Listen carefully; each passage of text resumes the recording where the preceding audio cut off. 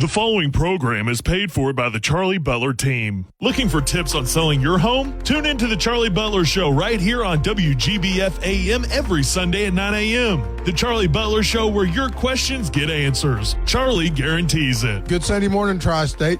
This is the Charlie Butler Show. And as every Sunday, I'm still Charlie Butler, I think. And joined, of course, by my co-host, who's been telling us some great stories here. Off air. We can't have stories we can't tell on the air, but not that they're off color, but they're just, they're just personal stuff. David Crow from Churchill Mortgage is here, who's also a great sponsor of the Charlie Butler Show. Good morning, David. Good morning, Charlie. Good morning, everyone. Yes, those stories were not off color. Charlie and I just sharing some of our joint acquaintances and things in the past and the crazy that went on in the early 2000s versus where we are today in 2024. And also joining us is a young pup who had no idea what we were talking about, because she wasn't around. She's one of the star realtors now, but in a very short period of time. It's Cori Walton. Good morning, Cori. Good morning. I bet you Cori was probably, in elementary school when we were telling those stories about how life used to be. I was out of high school. You're only at that 27. Point. I mean, I am. Yeah. You better go with Jordan's age, Cori. I know. Okay? I'm going to have to. That made my day. Of course, our producer, Jordan Rose. Good morning, Jordan. Hey, how you doing, Charlie? I'm good. What about you? Any exciting stories? Nothing really. Hyped up on caffeine, ready to get the show on the road. All right. I'm on like my fourth cup of coffee today. Fourth cup. Jordan's like, you guys talk too much out there. Just get this thing going. Okay? Charlie and I, we're both so shy and quiet and don't have anything to say. And so Jordan came up with a good idea today, and this goes with lenders too. But Cori, I'm going to start with you. Okay. Because you were with us last week, and you didn't get to say a whole lot because David and I kind of dominated. I know.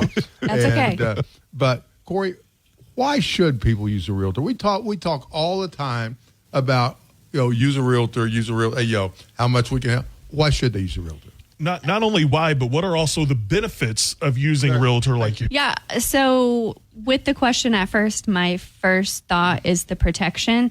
I think on the seller's side and the buyer's side, there's so many things that a person may not know or realize. You're protected by us because we're backed by attorneys and by legal documents. And, we have your best interest either side.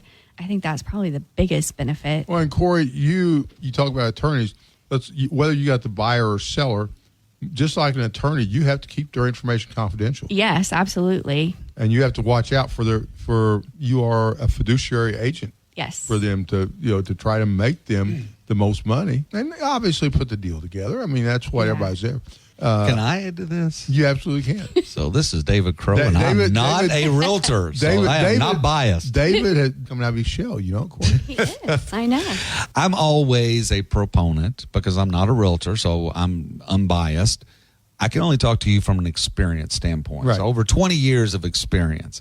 The one number, and I don't know, each year they update it, but it's somewhere above 85% of all for sale by owner signed contracts do not make it to the closing table. That's a huge percent. I've heard that number. Okay. And it's a huge number. It's a huge number. So let me explain, as a lender who's trying to help the buyer with funding to buy the home, when there is not a realtor involved, in terms of inspections on the property, whether it's just a home inspection or a termite inspection, depending on how I may have to finance a particular buyer in the loan program.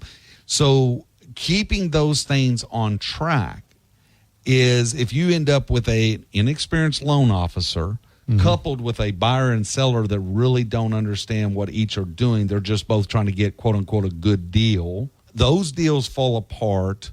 I've had the ability, truthfully, to step in because of my experience and help keep deals together. It's not pleasurable. Well, legally, you can't even advise them, right? I can tell them to order an inspection. Yeah. I can tell them I have to order an appraisal. But what happens is sometimes as inspections are done, or even appraisals or things that need to get completed on the home, people sometimes become frustrated, uneducated. I've had sellers just stop returning phone calls, just ghost. crazy things happen. And when you get a lot of inexperienced people, those why that number of 85. So the first thing I want to say is when utilizing a realtor from a lender standpoint, you all keep things, the tasks that have to be accomplished to get both the buyer and the seller to the closing table. You're experienced and knowledgeable on knowing what those tasks are and helping guide that pathway. And then it makes my job as a lender so much easier because you've set the proper expectations on both sides of that fence, and everybody simply comes to the closing table. So that's the first thing I want to say is most people, when it comes to for sale by owner, it doesn't get closed, statistically speaking, nationwide. Well, it's something else that, and Cori, I don't know if you run into this too. I haven't. Be with a for sale owner, and say now, and you'll ask them. You also remember all the paperwork you got to do. You got to do a sales disclosure. You've got to do, if it's before 78, you got to do lead-based paint, and they will tell you, oh no, that's just realtor stuff. We don't have to do that. Yes, it's law. You have to do it. Yep. But so many of them don't do that. Yep. I just want to add, and I'll ask Cori, and I've shared with them. It's virtually there may be some administrative fees, but for the most part, most of the time, buyers can utilize the services of a realtor to help them buy a home for quote unquote free to them. And that differs between brokerages, and there may be a small fee or something along those lines. But the benefit when I see negotiations occur that a quality realtor will justify to a listing agent or to the seller that sometimes your price is high, and the buyer receives great negotiating skills from a high quality, high octane realtor. Now that's the other thing we've talked off air. Not all realtors are created equal. No, we talked with realtors, loan officers. Not all loan officers are created equal either. I'm just going to be 100% honest.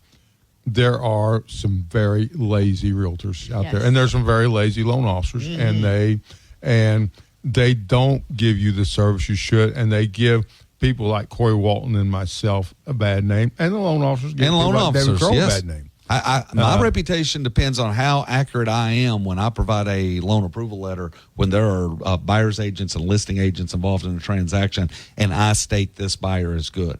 We all know there are certain loan officers in our market that they just send the letter out and have no clue whether that buyer is actually approvable or not. Yeah. And we don't find out, or you all don't find out till weeks sometimes into a transaction. Yeah. And you and I were just originally involved in one of these. Yes, we were. Yeah. Which David, and I want to say David did not send the pre-approval out, but I went to him to see, hey, there's something wrong here, David. It's been 2 months. Yeah, they were waiting 2 months on a closing, and the buyer calls me, and I take an application in less than 15 minutes. I let everyone know. They're great people. Nice people. Good clients. The problem is they are approvable hypothetically at $175,000. They're not approvable today for $235,000. Yeah, and should have never been. This was not a challenging situation to see. It just should have never got that far. Never should have gotten. We should have rolled back the clock to 2006. Yes, 2006. We'd have got that deal done. The foggy mirror test. Yes, but Cori, I had something in my mind. I was going to ask. Sorry. But no. We talk about how all realtors are not created equal. Well, my morning a lot of time starts with a phone call from Cori because Cori is, now first off, she's a very good realtor, but she also always wants to make sure she's doing the right thing for her client. Yes, I overthink everything. Well, you overthink, but you're always trying to do the right thing for your client. I'm a rule follower. Yeah, and by the book. And in this business, that's not a bad thing. No. I consider I think it's a good thing that you are checking and making sure. But so you personally, and we'll forget about realtors in general. What do you think some of the things that you offer to a buyer or seller that the reason you're doing so much business right now? I was just trying to think, like, currently how many buyers I'm actively working with. I try to make my buyers feel like they're the only buyers that I'm working with, even though I have a house full of kids and I'm currently working with, let's say, 5. So in any day, I could be showing like 3 or 4 people houses, and I have to stagger that time. But I don't ever want someone to feel like they're just a number. I don't want someone to feel like, obviously I want to sell the house, but I don't want them to feel like, well, she just wants to make the money on it, because it's not about that. I mean, if I sell a house to someone and they don't love it, that benefits me in no way. They will never call me again. No. So I want them to feel like my friend. And I actually am going to my first client wedding next month. Congratulations. Yeah, I know. good. Yeah. I was so excited to get that invitation in the mail. Can I add to that one? Go ahead. So I know. Are you going to a wedding too? Yes, I'm going with Cori. No, I'm joking. So what Cori just said is she has. And if you meet Cori, you see Cori, you're going to see in her body language everything about her. She truly is caring and wants to do the right thing for her clients, whether it's buyers and sellers. Something she also said that some realtors don't understand. She wants them to feel special. That's great. She wants to do a great job for them and represent them correctly, because Cori has an ulterior motive. She would like them to be a repeat client. A referral. Get referrals. And referrals, because we all live off referrals. Now, I say not all realtors, because just this past week, I did a pre-approval for a buyer that was in a contract over a year ago and with another realtor. And she has now reached out to a different realtor, didn't go back to her, because she was not treated well. And basically, when I heard the story, she should have never had to forfeit her deposit. And she had misrepresentation, and she had a realtor that was mean to her and said, you've got to close, you've got to close, you've got to close. And to me, it screamed, I need a commission check, I need a commission check. Well, that realtor didn't get a commission check, and that realtor lost this person as a client. And now this client is working with a different realtor. It sent them to me, and now they're in the process of buying a home. Yeah. We all want to work and do a good job so that we all have repeat clientele. And I think that's a motivate. One, we want to help people around us, but two, we want repeat clients. And we hope that if you're listening on this radio, if you've worked with Cori, Charlie, or me, please feel free to give our name and number to your friends and family. I literally get texts sometimes. People are like, hey, is it okay if I give your name and number to Yes, my please sister? do. Please do. Yes. I did that too. It's like, Yes. Please. yeah. Yes. And referrals is our best kind of business. Yeah, we may pay a lot in advertising, but you really don't, do you, Cori? Not really. I mean, with listings, I pay to advertise the listings, but for myself, no. But for paid leads, I don't have my own radio show or anything like that.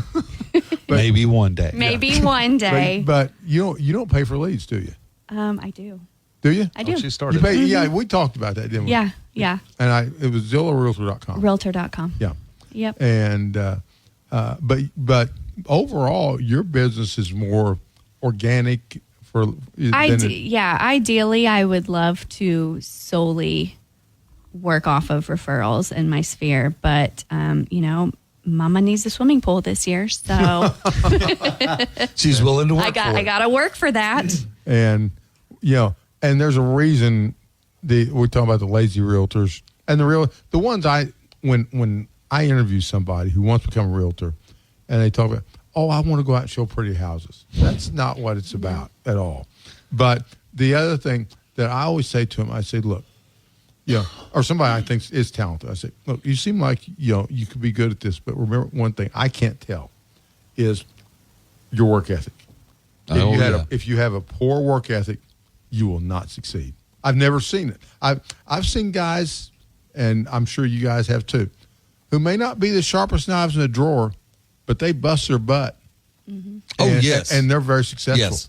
Yep. Yeah. And they worked hard. 2020 and 2021 brought a lot of people with poor work ethic, lack of aptitude, honestly, into the real estate industry. Yeah. Now, a lot of those are not there now. Just like 05 and 06. Yes. And so they were fortunate. They were lucky. They had a sphere of friends and family, and they thought this is the easiest job in the world. And then when it got a little challenging, they've left the market. David, do you remember in 05 and 06, you'd have these guys, you'd look, and they were advertising, they were doing $10 million, and you'd never heard of them. Yep. And like, where did they come from? They're doing this kind of business. They must really be doing something right and not thinking about how easy it was. And 08 comes, market crashes, gone. They're gone in 6 months. Yep. Yeah. And so this industry has seen people, I love real estate. I love homes. I've came, many years ago in the 90s, came from different industry.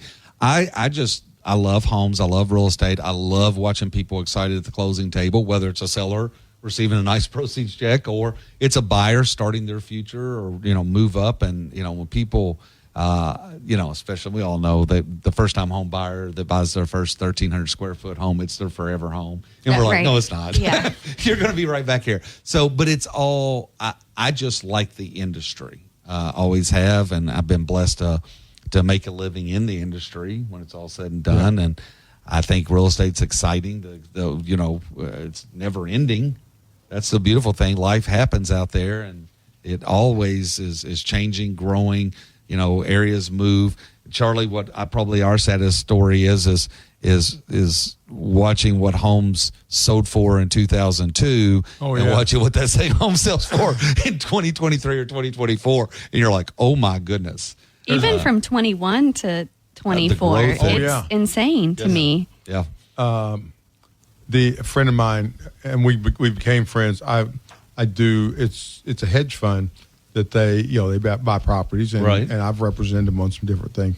But he said, I had an opportunity. He said, I almost called you. We could have bought almost a whole subdivision in Phoenix in 2008. And he said, for nothing. Yep. And you know what? How some of those builders were then. They'd give them away pretty well.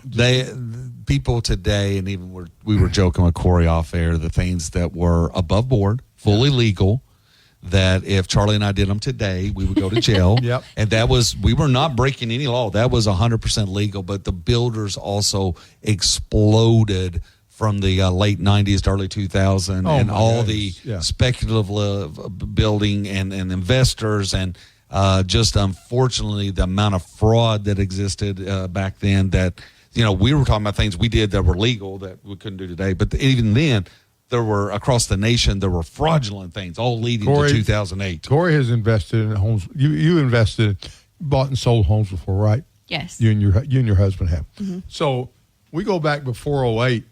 You buy one when it needs the normal repairs. Well, you list everything you're going to do, okay, and how much it's going to cost. Say it's going to cost. You know where I'm going, David. Yeah, I do. Say it's going to cost $40,000. Well, the bank will take out 20% of that $40,000, which will be your down payment. So you didn't have to bring any cash. Then they'll give you a check for the rest of it. Now, the guys that survived did the work, did the right thing, and it didn't hurt anybody. The guys that didn't survive put those checks in their pocket or would just do just a fraction of that work. And a guy who is no longer around, I saw him get $60,000 in to repair this home, and at the closing table. At the closing table. Oh, they just handed him at the hand him a check. Banker from Independence Bank. Yep. It's all legal. And he took that check, put it in his pocket, never put a dime in that house. Charlie, help me remember, and folks, if you're driving down the road, it's called subject to appraisal. Okay, so that's where now when I do a loan, it's based off the sales price on the contract or the appraised value, and the key here is whichever is lower. So hypothetically, if somebody buys at $200,000, the appraisal comes in at $205,000. People want me to base loan to value off the $205,000, and I'm like, I can't. Federal guidelines. Right. It's whichever one's lower, which is a sales contract. But if the home doesn't appraise, then we're off a lower appraisal. The things that went on in that industry in the early 2000s, because back, like Charlie just said, for people who were getting loans, the loan officer could just pick his favorite appraiser and call him and say, I need you to go out to this house. That doesn't happen anymore either, okay? They distance that. I kind of wish it did sometimes. I get it. David knows this. I was sitting in a loan officer's office, getting an appraisal, didn't appraise. Missed by about $5,000. If she did this day, you'd go to jail. She picks the phone up and dials the appraiser, and she says, ask what happened here. He's basically, well, I did the best I could do, blah, blah, blah. She said, could you reevaluate that? She said, we would hate to have to start using a different appraiser. Bingo. And that happened. And you know what? Magically, it appraised. Amen. my gosh. And it happened all the time. And Charlie, help me recall, because you were one. Before we start this, David. Yeah. Sponsors. Norm just called and he's upset. We haven't talked about his dad yet, So, but anyway, it's sponsored, of course, by David Crow and Churchill Mortgage, and they do. If you're looking for a mortgage, call David. And David, what's that number? Easiest way to get me, 270-222-0676.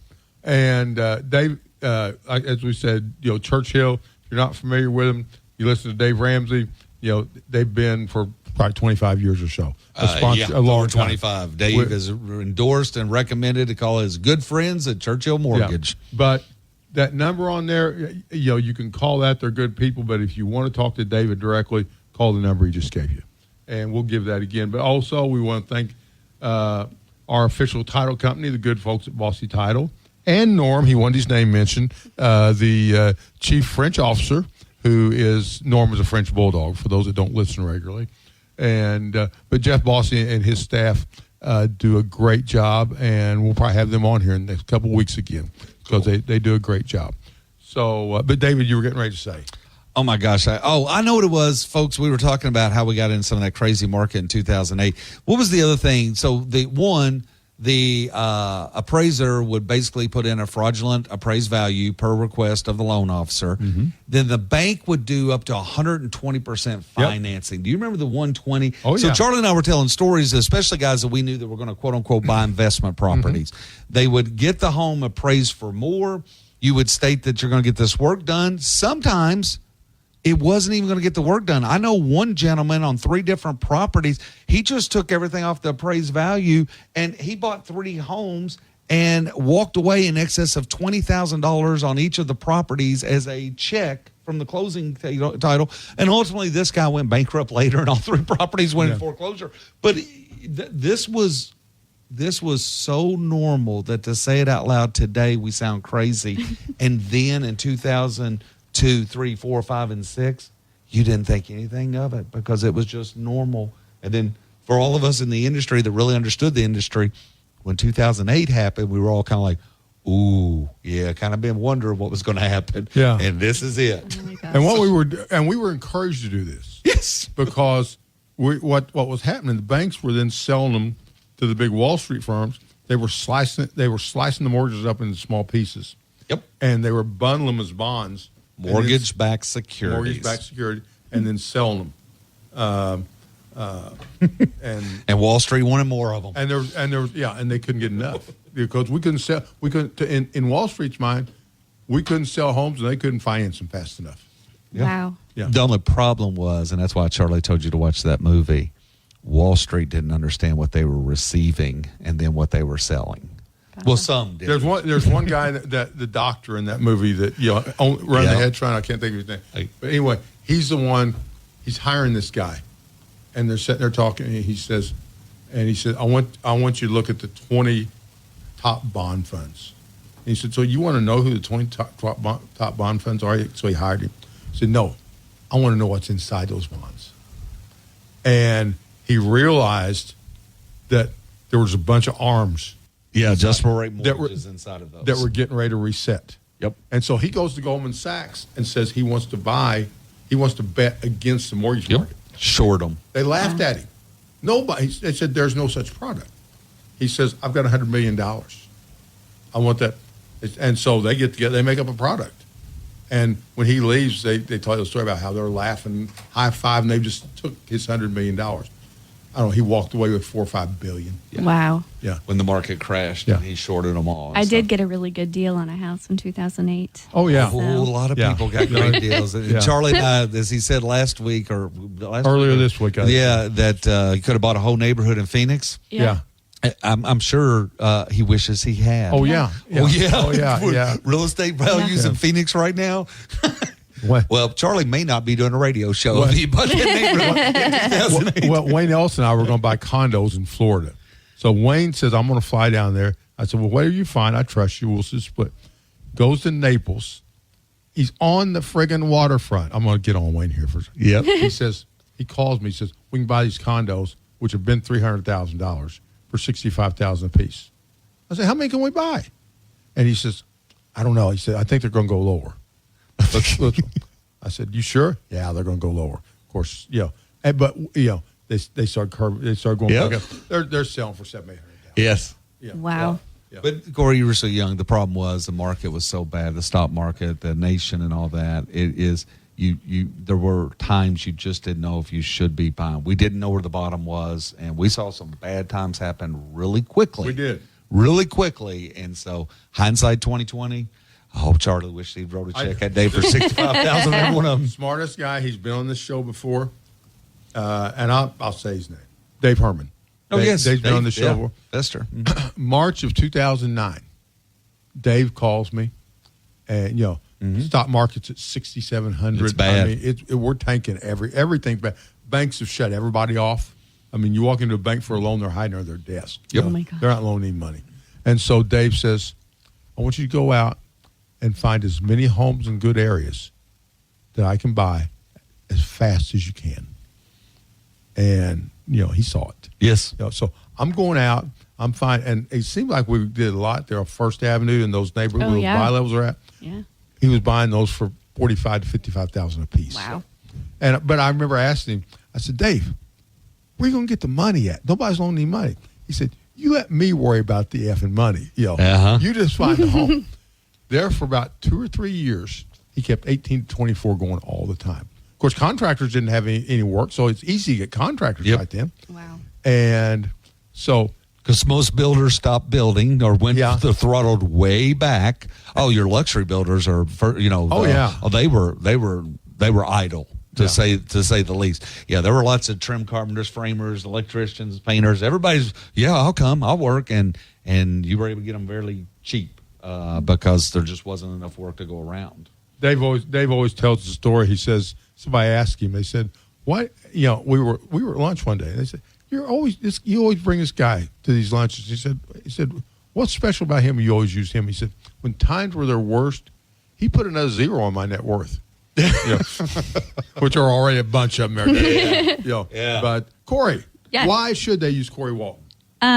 Because like you said, I'm your star realtor at Keller Williams. And Cori, I don't know how Cori does it. Cori has no admin, which I couldn't survive without an admin because but she's Cori has control issues, and I like to do everything myself and make sure that it gets done. So that's another reason you should use me. Yeah, Cori, if you call Cori, if you call me, you may get me, you may get one of 15 other people. On my team, all great. We got a great admin staff backing them up. So there's two ways to look at this, honestly. And I've been on both sides of it. Mm-hmm. And so you go with a big team with all that support. Or if you want to deal with one person and you're comfortable with it, you go with, there's not a better solo agent, I guarantee you, than Cori Walton. Yay, Cori. That does not have an admin, anything. That Cori does everything. And there's a minute to go. So, Cori, okay. They have, have you got anything to say real quick? Nope. Okay. What is your phone number? My phone number is 812-760-0826. And if they're driving and can't write that down, what's your website? Cori, Cori, Walton, WALTON.KW.com. Just remember John Boy from the Waltons, Yes. and that's Cori. Yes. Okay. No, it's Cori Walton. Cori Walton. Or Sam Walton. Sam Walton. That's what I was thinking, but I couldn't think of his name. Uncle the Walmart Sam. Walton. Yes, I wish. Yeah, you wish. Yeah. We all do. David, how can they get Well, hold it's of the you? easiest way to get hold of me. Let's get you pre-approved, get you in the market, buy a home. Give me a call on my cell or text me on my cell, 270-222-0676. And call the Charlie Butler team. You can reach me on my cell, and I can get you to myself or any team member, 812-499-7758. Jordan, you want to give out your phone number for all the ladies? 6875-34. No, You can reach me by dialing 911. No, I'm playing. No. Jordan Rose is always doing a great job over here, and I know we gotta go, don't we, Jordan? Okay. So as David Crow's over here doing something with his phone, taking pictures, it's for Cori Walton. David Crow, Jordan Rose. This is Charlie Butler. Have a great Sunday. You've got real estate questions but don't know where to get the answers? Tune in here every Sunday morning at 9 a.m. as Charlie Butler, Evansville's own real estate expert, shares the latest news, info, and insider tips to help you make smart real estate decisions. Find him online at charliebutlerteam.com. This program has been paid for by the Charlie Butler team. From the Kate Foppel Ford Studios, this is Newstalk 1280 WGBF.